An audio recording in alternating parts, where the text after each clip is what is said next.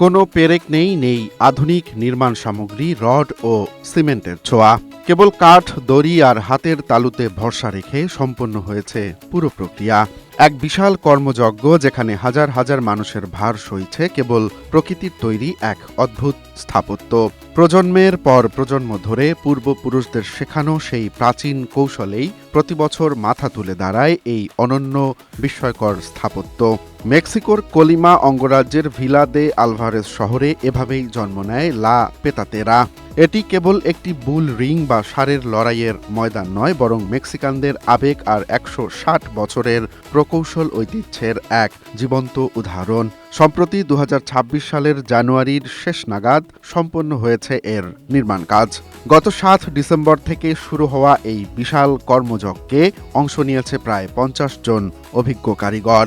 পাম গাছের আঁশ দিয়ে তৈরি বিশেষ মাদুর, পেতাতো, বাঁশ, কাঠের খুঁটি আর মজবুত দড়ি এই তৈরির প্রধান উপকরণ। কোনো আধুনিক যন্ত্রপাতি ছাড়াই কেবল কায়িক শ্রমে গড়ে তোলা এই কাঠামোটি অবলীলায় হাজার হাজার দর্শক ধারণ করতে সক্ষম। নির্মাণ তদারককারী রাফায়েল কন্ট্রেরাস মেলিনা বলেন, স্রষ্টার কৃপায় এটি আজও ভেঙে পড়েনি। কখনো সামান্য ক্ষতি হলে আমরা তা হাতেই মেরামত করে ফেলি। স্থানীয়দের কাছে এটি বিশ্বের বৃহত্তম হস্তশিল্প। সেন্ট ফিলিপ দে জেসাসের সম্মানে নির্মিত এই ময়দানটি মেক্সিকোর স্থাপত্যশৈলী ও ধর্মীয় বিশ্বাসের এক অপূর্ব মেলবন্ধন।